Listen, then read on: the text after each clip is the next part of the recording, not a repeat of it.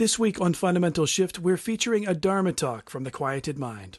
If you're able, find a quiet, meditative space to sit and listen.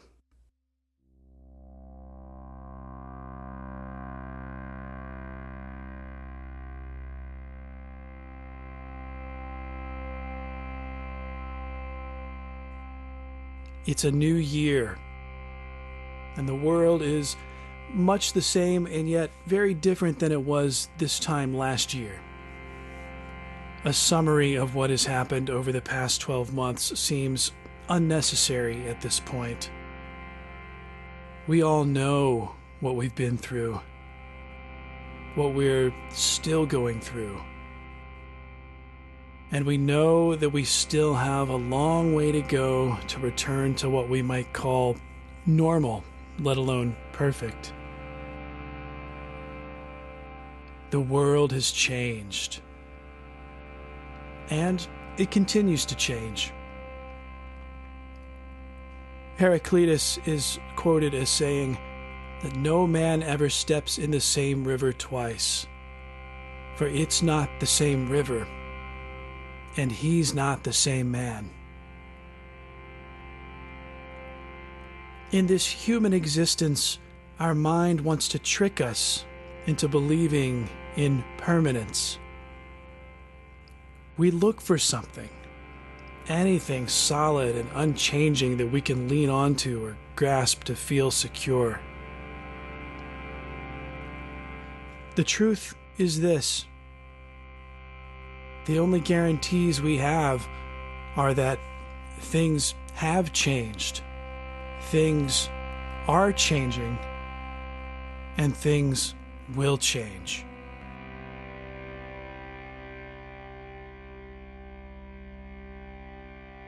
We can view this as bad news and good news.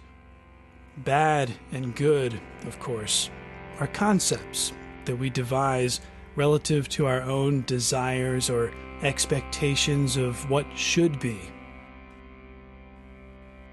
To view things simply as they are, free from notions, concepts, desires, or expectations, is a step toward liberation.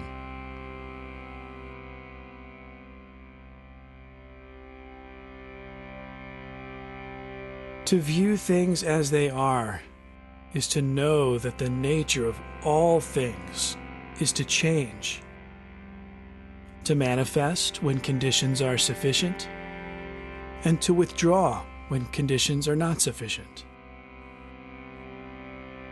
To label things as good or bad, or perfect or imperfect, is to be attached to an arbitrary ideal that may or may not ever manifest. This isn't to say that we should overlook suffering or try to enjoy it. It is possible, however, to suffer less if we can find liberation from our dualistic notions of good, bad, perfect, imperfect, defiled, pure, and so on. Perfect is an illusion, an imaginary concept based on a hypothetical ideal.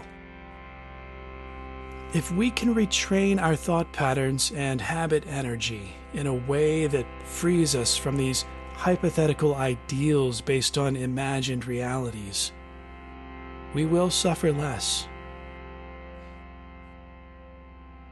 This does not mean that we don't plan for the future or try to improve things in the here and now. It simply means that in order to liberate ourselves, we must start off with facing reality as it really is. Part of this is a realization that whatever is happening now, whatever conditions are present at this moment, will change. You cannot step into the same river twice.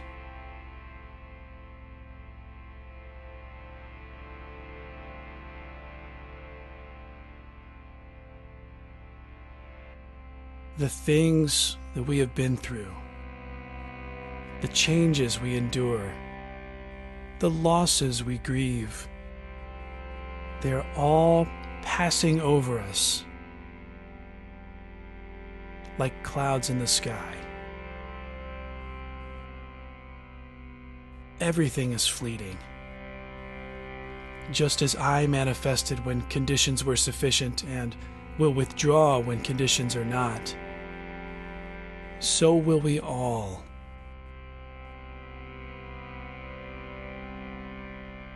And so will this.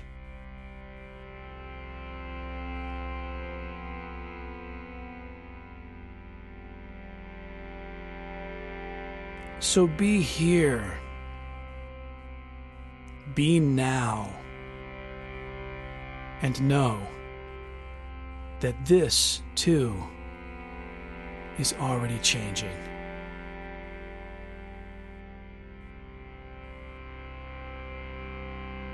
Namaste.